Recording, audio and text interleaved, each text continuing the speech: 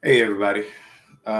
Just wanted to take some time to touch bases. We got all the formalities out of the way in the first video, so I wanted to chime back in and just talk briefly, very briefly, about some common relationship pitfalls and some of the things that I've noticed in my work as a therapist and, working with different couples and couples therapy and even some individual counseling, people coming to me to do work on themselves. It's that there's a lot of misconception on relationships, how to function in a relationship, and independence within a relationship, right? And let's kind of talk about that word independence, a little bit. So independence, as human, we're relational beings, right? We're relational beings, and we all need someone. So when this era of, independence and self-sustainability and all these things come into play, I think a lot of times people take things out of context, and especially in relationships. I'm one that I really, really am big for context. And I think that anything that is stated, whether in a relationship, whether it's personally, professionally, doing business, etc., there always needs to be some level of context behind the content and the words that we're speaking, right? So when we talk about independence, we have to take into account that is in the sense of, like I said, self-sustainability, being able to function, and if necessary, do so on your own, right? If you fall on hard times, if there is a situation where someone vacates your life, etc., you have the ability to continue to move forward. Now, does that mean that you are to remain that way? Does that mean that that's something to achieve? No. Doesn't mean that there's something to attain in life. Independence isn't something that we are striving for as human beings. Self-enlightenment, self-actualization is something that we're striving for as individuals, but it isn't something that we're looking to do. It's something that we're looking to engage in. So I just wanted to spend, like I said, a brief moment talking about some context behind some things, and specifically in relationships. So when we talk about this idea of, individuality in a relationship, that's not the same thing as independence. That just doesn't mean the same thing. Individuality meaning that I come to a relationship complete, as close to 100%, if not 100%, realizing who I am as a person, what I'm bringing to that relationship, having an identity, right? An identity of self. So that's really what that means. So I have a level of individuality coming into a relationship, not necessarily independence. Remember, that's not something that we're attaining necessarily to achieve in life, and certainly not in a relationship, because we are in fact relational beings. So we come to the relationship, like I said, either at 100% or striving to be as close to that as we can, and that other person brings their 100%. There's a song by Teddy Pendergrass where it's like, he's talking about a 50-50 love. Well, we get the idea generally, but again, without context, the wrong people aren't understanding what that means. Thank you. Yeah, facts. Someone just commented facts, and I agree. I mean, it just really isn't what we're looking to do in a relationship, right? We're not looking to bring 50% of me, and then what are we doing with that other 50%? And this is something that I've oftentimes talked so much about. I've had so much dialogue around this topic and this particular thing in reference to and in regards to relationships. That we got to bring 100% or as close to it as we can. So when we come into that relationship, we should have some idea of who we are, as a person, the things that we like, what we bring to the table. Like I mentioned earlier, what we hope to see out of the relationship, where we hope to take the relationship, right? So because there has to be an idea of where we want that to go. What are we dating, for? What are we hoping to achieve in the relationship? Like, what do we aspire to be together? Because remember, not about independence. It's about togetherness. What are we aspiring to be together as one? Right? I mean, that's ultimately the goal in a relationship, especially by a traditional standpoint, which I'm not necessarily saying that I advocate for, but I'm just saying in a relationship, no matter who is involved in that, that is the ultimate goal. So when you have two people, 100% or as close to that as possible, there may be some growth together that will happen as a result of that union and that combining of those two souls, but we bring that to the table, right? And then there's communication, right? So we have to, again, context with everything. There's communication. So when Teddy P was saying 50-50 love, what he was essentially saying is the same thing that I'm saying, is that we bring in 100% of ourselves, right? I'm giving and you're giving equally. Right? We're both giving equally to that relationship. So I've oftentimes said that love is reciprocal, right? So if I give, you have it to give back to me. Now, a lot of times where we go off path is that I may give to you and then you may take it and give to somebody else, or you may keep it for yourself, right? Selfishness, right? We have a lot of people that are selfish. So if I'm giving to you and then you don't give it back to me, how is it that I have it to give back to you? And then a lot of times we run into this thought and idea that people, well, I stopped giving because they stopped giving, or, I needed to take care of myself in this moment, right? So then there's that independence, right? There's the independence. So there's a breaking apart of that particular bond, of that particular union. And that's where independence, right? Independence versus individuality. That's where independence is problematic. So we don't need independence, because if you're in a union, if you're in a relationship, that reciprocal motion, that reciprocal concept, that reciprocal idea, right? If I'm giving to you and you're giving back to me, we always have it to give to one another. But if I give it to you and you don't give it back to me, or you give it to someone else, right? I miss out, right? So the partner is missing out. And that's a lot of times, like I said, we really, really have a lapse in that concept and understanding of what these things mean. So then, like I said, now we can go into communication. So when we go into communication, there's oftentimes a lack of regard for the other person's feelings. And right, we're talking about that reciprocal love. There's a lack of regard for the other person. And furthermore, there's a lack of expression for what someone is feeling in the relationship. So if one partner is not conveying what it is that they want or need, or they're feeling unheard in a relationship, then they eventually will shut down, or maybe they aren't conveying that in the correct way to where their partner can receive that or hear that in a way that they need to. So as a therapist, I've done a lot of work around communication, right? How can we effectively and productively communicate? Because communication has to be effective. It has to be a goal in your communication. So it has to be productive, right?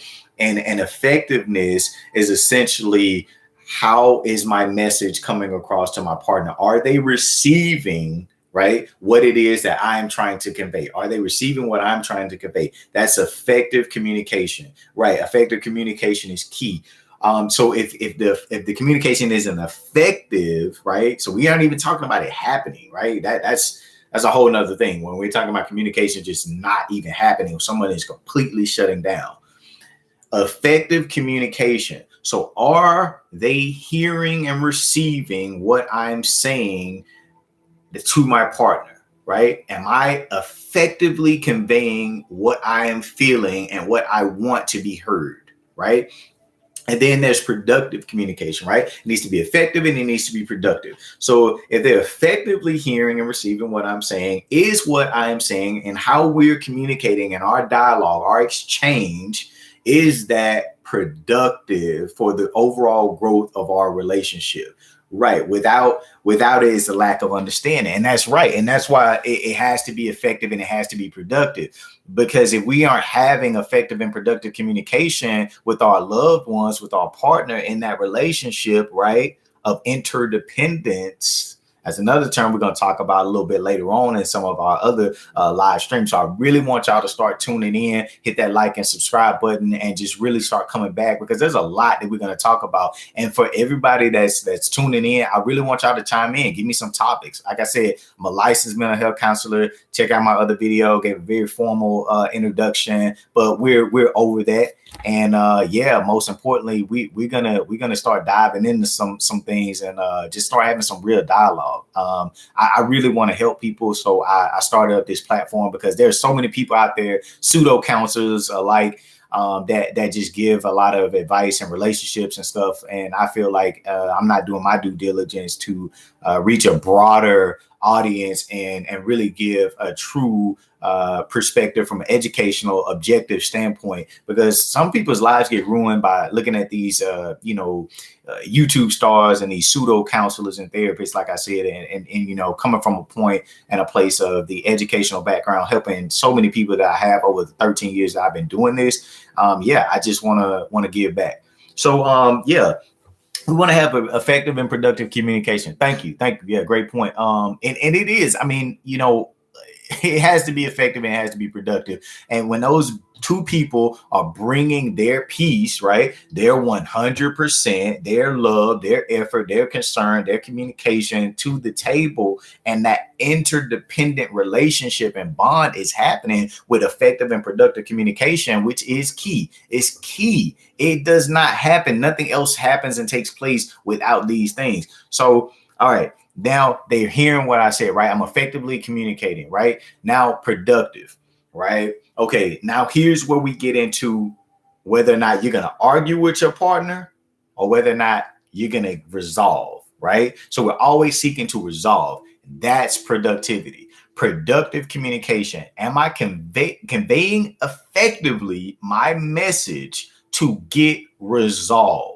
Right? I want them to hear me. I want them to receive what I'm saying. And I want to have resolve for what it is that my issue that I bring to the table, whatever that may be. Right? So let's just throw out an example here. Let's say I need more love in the relationship. I feel like you aren't being as attentive to my needs and just me as a person within our relationship, right? So I need to convey that to my partner in an effective way. If I came about and I'm just like, you never pay attention, like I'm sick of this, I want to go, whatever, right? They're not going to hear it. They're going to get defensive. Walls are going to go up, shut down. We're not going to get what we want out of that. And they certainly aren't going to hear us. And it's not going to be any effective communication, right? And yeah, so someone said other times we focus on the problems instead of solution. Big thing. That right there is not productive communication, folks. I want to tell you that's not productive communication, because now, and truthfully, in these types of instances, it may not even be effective. Quite honestly, that may not even be an effective way of communicating and increasing that dialogue, because what's going to happen is that every time that person comes to you to talk, you're going to see it as a problem. I don't want to do that, because every time it's always a problem. Every time I did something wrong, every time they focus on this, I don't want to deal with that today. So yeah, that's where you turn into the appeasing, right? The placating. Okay, yeah, all right. You're right. I'll do it. And then it never gets done. And then what that creates on the other person's behalf, for this comment here, that creates resentment, because that person is placating now whatever it is that you're trying to bring to the table. So they're just saying whatever it is to get you off of their back. They're just saying whatever it is to agree. They're just saying whatever it is to stop you from talking, essentially, to stop having to deal with whatever problem that you're focusing on. So instead of the solution, right, it's very problem centered. We want to be solution focused, right? We want to effectively communicate to be productive in finding a resolution, right? We want to communicate for a resolve. And that's where a lot of people miss out on. It's focused on the problem instead of the solution. And there's this thing, old Native American folktale, basically. And this guy was talking to his son, and he's like, "There's two wolves inside of you, one good, one evil." And then the little boy asked his dad. He said, "Well, which one?" His dad told him. He said, "No, they're always warring with each other. They're always at war." And so the little boy said, "Dad, well, which one will win?" And he said, "Whichever one you feed. Whichever one you feed."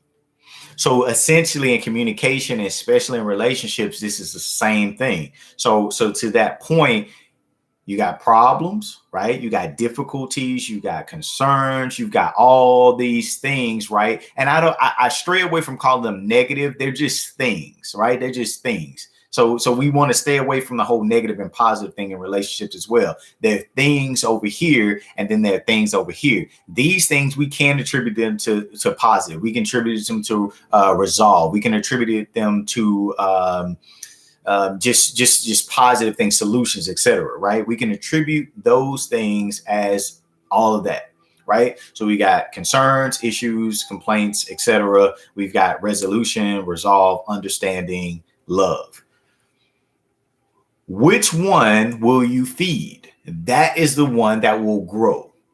So if that person that I was just talking about in that example, if they bring that to their partner, and then it's like, "Oh, well, you did this, you're not paying me attention. And every time, you never pay me attention, and I'm sick of it. And, good in relationships, and there's a tearing down, there's like this malicious intent. And that's certainly not effective communication, right? And it's not productive.